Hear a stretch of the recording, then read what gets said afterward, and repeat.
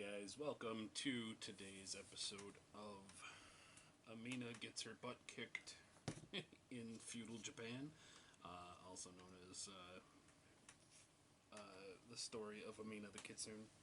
A couple of things that we did forget to do off of the last couple of episodes. I forgot, as part of my ability of being the elemental mage kitsune or elemental spirit, when I hit level 2 last time, I was allowed to either add +1 mana, which we obviously don't really need because we have more than enough right now to cast Lotus Blossom, or to draw to pick one of my spells. So I think what we're going to do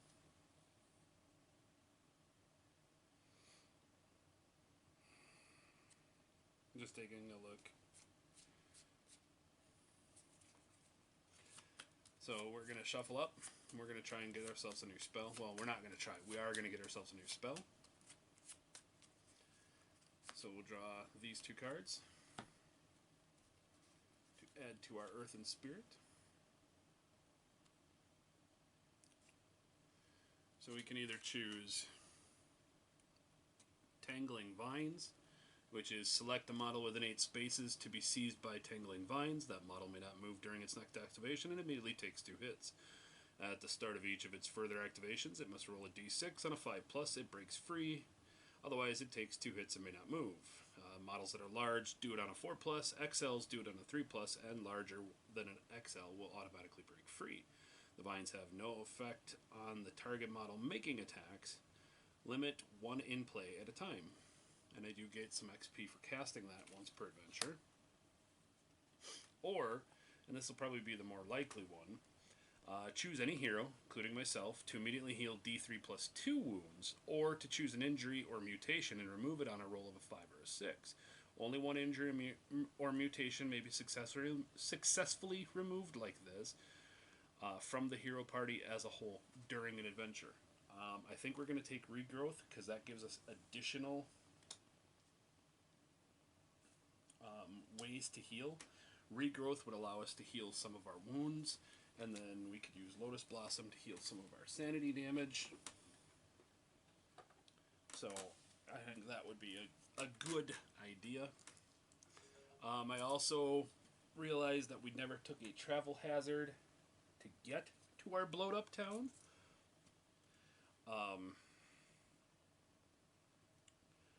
So we are going to take a travel hazard on our way back. And then I was also thinking about, I've decided that this world is that dangerous, and I should have a travel hazard going to my location as well. I don't think you would get attacked by something on your way out of a dungeon, even if you did successfully stop the darkness from coming out. But I don't think you would get that, but then not get it going back in. So, yeah. So let's do this. This will be the one from when we went to town. If it affects the town, we'll take a look at what buildings may have gotten destroyed, and we'll go from there. But we've got a 6/6/1, so that is a 13. Bandits surround. Waylaid by bandits on the road. A hero has to fend off as many as we can. The bandits surround each hero individually. There are 5 per hero. Each hero must roll a d6 to see how many of those bandits they defeat. For every bandit you defeat, gain 10 XP. For each of the 5 bandits you do not defeat, lose $25, 1 Darkstone, or 1 gear artifact of your choice. I can afford to lose all $125. So here we go. I get 10 XP because I rolled a 1. Well, now hold on. That's a grit. I'm going to use my grit to re-roll that. That's better. We got a 6, so I do kill all 5 of them. That's going to give me 50 XP. So 385 on our way to 1,000. And that's what we'll say happened on our way to the town. So while we were limping our way back home, or back to the nearest village, we got attacked. And now on our way back to continue cleansing out this fortress, we got a roll of a 5. Something's not right here. The hills surrounding the valley you are in seem to be shifting and stirring before your eyes. The road before you opens up to reveal a massive demonic maw waiting to devour me whole. I make an agility 5+ test to escape. So let's start there. We had a fine, and I don't need that up right here. We have 4 agility. And then we would gain a grit back when we leave town to come back here. So, but no need. We got 2 5s, a 4, and a 2. Each hero must make an agility 5+ test to avoid the maw. If passed, gain 15 XP and you escape the trap. If we would have failed, you leap aside at the last moment. Any cart or horse we were riding is devoured and you would lose 1 sanity permanently. As we would watch our creature eaten. However, that brings us to 400 XP.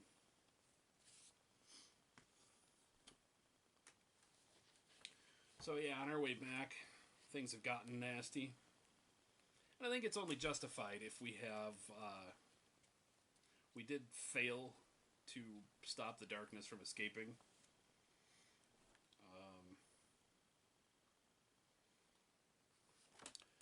We need to find a specific tile.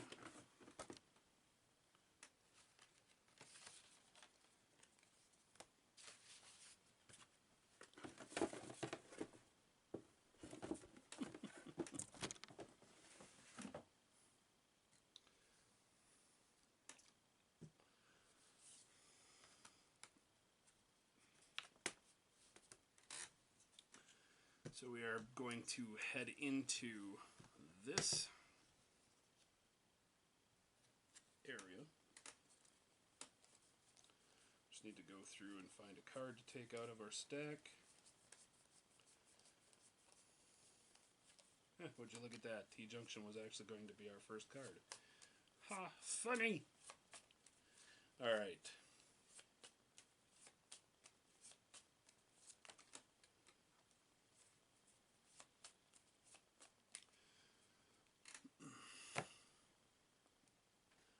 Insisting that we are that we can clear the Hellmouth out of the nearby fortress that we had failed to stop once before, we decide to head back in.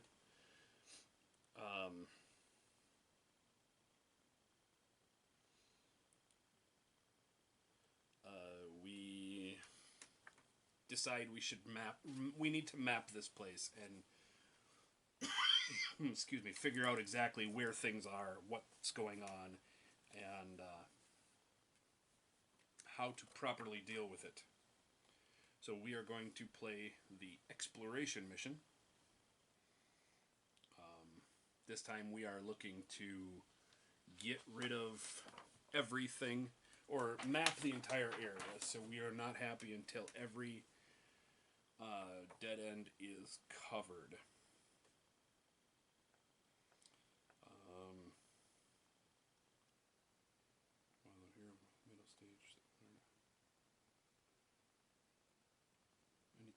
Roll a d6 on a 4+. Alright, so we will use the special rules here. Any of the exploration tokens that have a clue icon instead have -1 door or gate on them. Anytime we reveal an exploration token, roll a d6 for each door or gate. While we're in the first tier, we ignore doors and gates on a 4+. While we're in the middle, we ignore on a 3+, and if we do get to the last stage, so if we've opened up 10 rooms, We ignore all doors and gates automatically. We then will flip to the next section.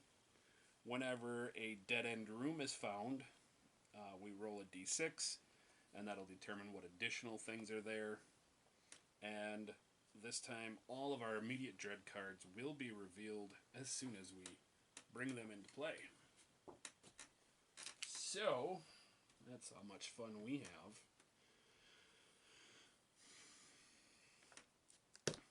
Ha! We're breaking the world already. So yeah, let's get going.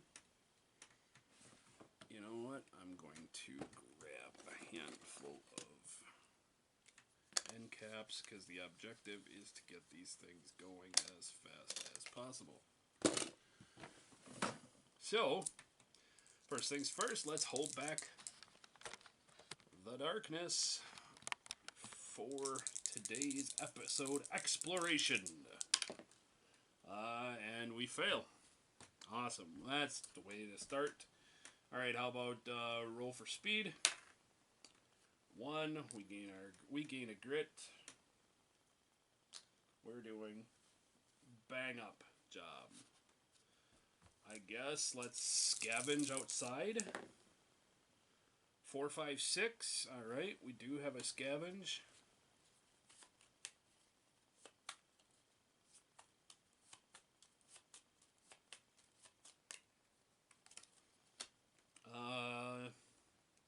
Nothing. There's nothing to find. We get the nothing here. So we just get 10 experience for looting the front of the dungeon. So no yokai that escaped added anything or dropped anything on the way out, pretty much. That was it. That was a pretty quick turn. So let's try to hold back that darkness once more. Double 5s, technically we hold it back, but we do get punished for it.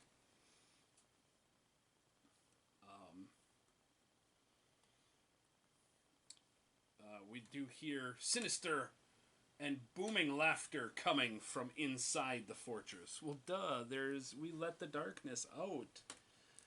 But we do get 3 horror hits that we need to take 3+ saves on. Each one of these that's failed becomes 2 sanity damage. I'm going to spend a grit to re-roll. I got a 1, 2, 3.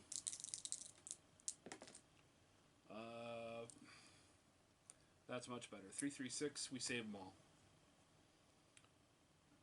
Let's roll for speed. Hey, look, another 1. We can have that grit right back. I'm very cautious today.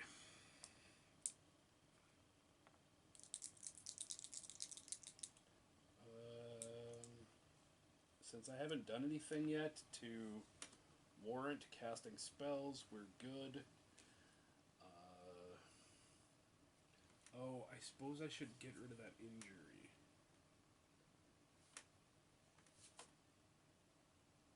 Oh no, this injury is automatically removed at the start of the next adventure. So the concussion just goes away then. Okay. Hey, we failed to hold back the darkness.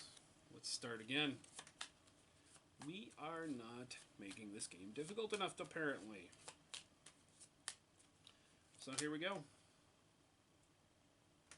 Hey, look, because these are, I've got, what, 20, 30 cards here? Something like that. Is there more than one of Creatures of Legend? Oh, there is, okay. As I say, there's more than one. But we do have Creatures of Legend, which means, once again, all myth creatures are +2 health, +1 initiative. So, fun, fun, fun for us.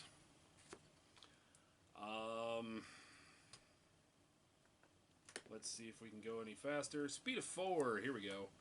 1, 2, 3, 4. This does bring us into the new map, so we can scavenge that one if we'd like. And, of course, we'd like. 2, 3, 5. No such thing. Yeah, we'll see where we're going. New round. We got a 10. We're good. Let's try a speed of 2. We we can do that. Since we're on this side, let's go here. 1, 2. Oh no! We'll go there. We will take a look into the new area. Map gives us a small little subsection area. No, it's not the small. It's not the big one. It's the little one. The short passage. So.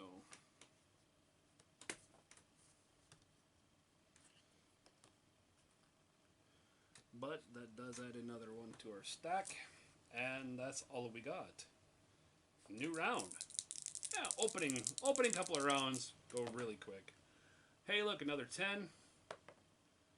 A speed of 1. I will use that grit to roll an additional d6 right away, so I got a speed of 5. 5 puts me right there on the edge. Now we found the audience chamber, so we'll move that forward. And we'll be right back with the audience chamber. Alright, we have returned. Let's add our exploration token to that area. How about we not look at the token? I guess we'll shuffle these back up. And figure out what's going on as my cats are going crazy this morning. We did also find our appropriated mandatory encounter card called Harsh Judgment. So we will be dealing with that with whatever else we see in this area. I guess because I'm on the new tile, I can try... Well, let's scavenge the back tile. No such luck. That's all I got for this round. So let's flip our exploration token open. We're going to gain 2 additional encounters, and we need to roll on our doors. A 4+ is what we're looking for. So we got a 3 and a 6. So one of our doors is an empty door. So we'll roll 1, 2, it's 1, 2, 3, 4, 5, 6. That determines. That door, of course, is the empty one, or that door is the open one, so we will put our end cap piece right there. Our token does say encounter ×2, so draw the top 2 encounters there, and we start with our Harsh Judgment. The glowing, spectral form of a ghastly samurai warlord appears on the balcony, overlooking the room, standing in judgment over all who enter his castle. His eyes come to fall on me with a burning rage. Make a Spirit and Cunning 6+ test. So Spirit of 4, Cunning of 2, so we need 6 dice.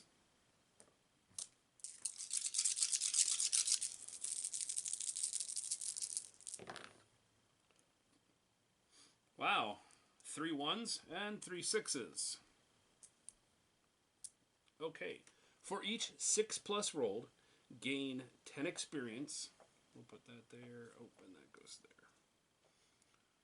We gain 10 experience and draw a loot card as he judges us worthy and bestows gifts upon us as guest in his fortress. Alright. So we'll shuffle these.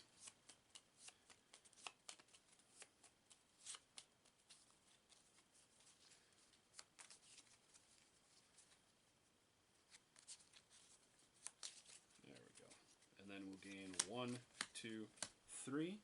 Let's go ahead right away and mark down our 30 experience points that we gained. Brings us to 440. And what did he give us?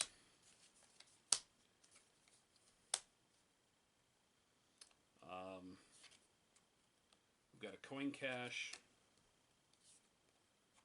another individual piece of dark stone, and some gold nuggets. So he threw a big bag of money at us, and there happened to be a dark stone shard in there. So Let's up our dark stone to 2.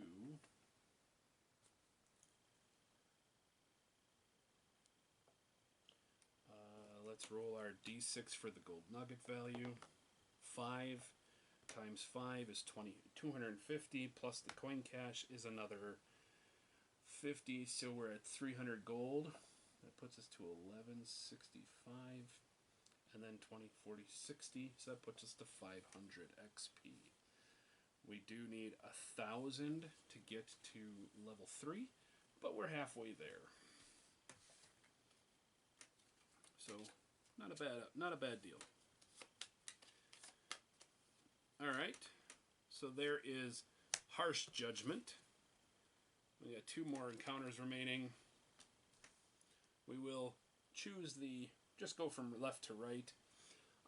Blossoming cherry trees line the path here, their pink petals fluttering through the air like snowfall as a breeze carries them to the ground. It brings a peace to your heart like no other. It also brings a sense of epic drama as you reflect on the heroic nature and mortal danger of your quest. All models on this map tile will have +2 damage on their attacks. This does remain in play. When first revealed, each hero may heal 2d6 sanity or recover grit. Well, I didn't take any sanity damage, so we're okay. But we will push that there. A movement in the shadows catches your eye. Cautiously, you take a step towards it, focusing your eyes to make out any hidden attackers in the dark. Roll a Spirit 6+ test. So that's a 4-die attack. Well, 4-die test. Need 6s. We do gain 1. If successful, gain 15 XP, and you may recover a grit as you face down the unknown. So we're just going to gain the 15 experience points.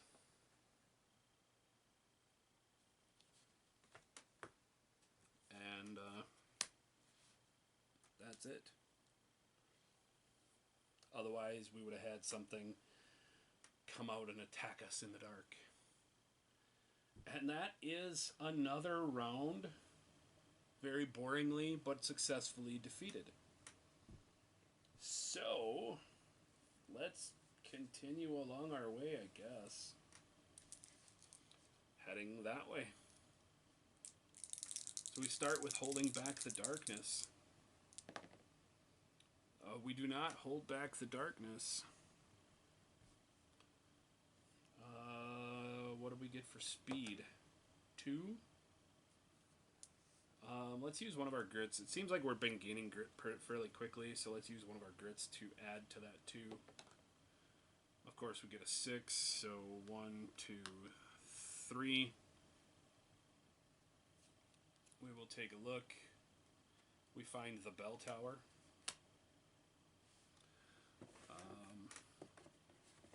That is a big-ass piece.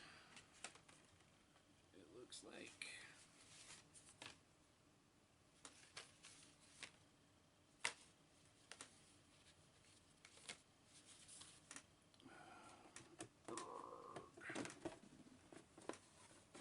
You know, I love this game, but damn, dude, some of these tiles are just like a pain in the ass to actually hold on to. There we go, we found the bell tower. Of course, now we have to also find tolling of the bell. So let's quickly find tolling of the bell. There we go, tolling of the bell. We will be getting that as our encounter, plus whatever else we gain. So we're on 12. Cripes. Alright, let's see if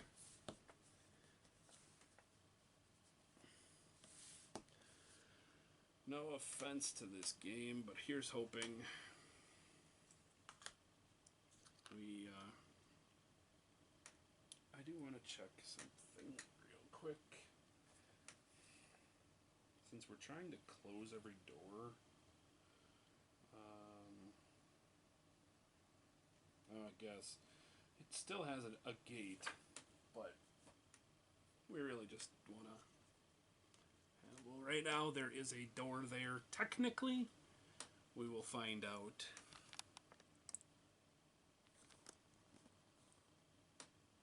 shortly what's there. We will try to scavenge this tile. Trip 4s does nothing for us.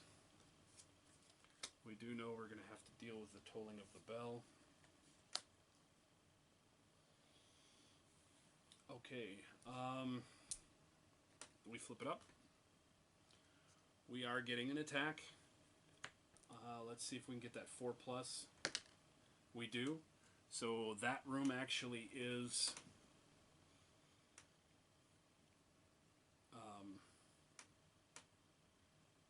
an end.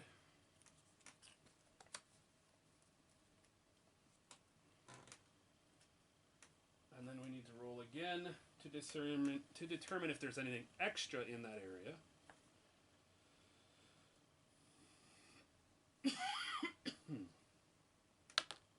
So on a 3, we'll add a normal threat to it. So we're going to draw 2 low threats to deal with.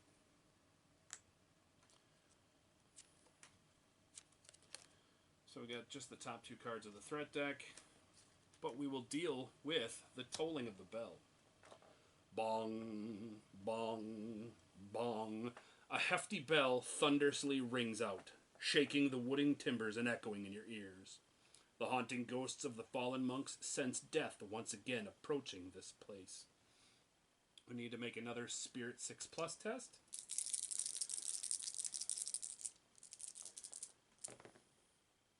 Two 6s, a 5, and a 1. If successful, the ghostly monks are persuaded to help your cause. The next time the darkness would move forward on the depth track, prevent it. Had we failed, the darkness would immediately move forward D3 spaces. So, bummer for us. Alright, we gain a Thunder Warrior and 3 Dishonored Dead. So, sadly for me, Dishonored Dead are one of my unpainted models right now. We do know we've seen the Thunder Warrior before.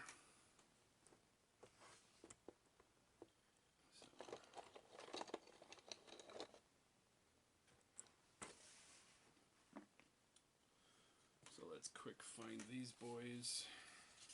We have Thunder Warriors right there. The tolling of the bell, we could put that in the trash, and then Dishonored Dead.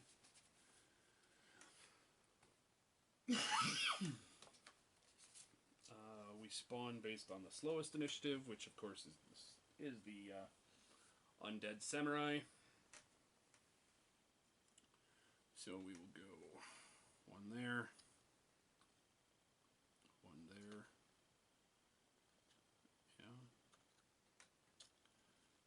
Yeah, 1 there and 1 there. And finally, actually it would be, oh, I have this wrong. It would be 1 there and then 1 there. And then 1 there. And then finally a large model, being the Thunder Warrior, would go right there. I am actually on this side. And that is what we have for everything in play currently.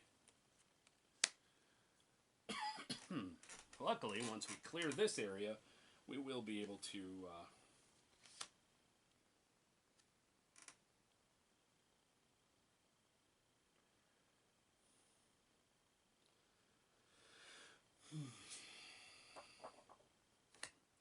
we still will be able to, do things. Alright, Thunder Warriors are myth monsters, so they do have +2 health and +1 initiative. Let's actually bring out the weapons so that we know that we have them. And I guess that's it. We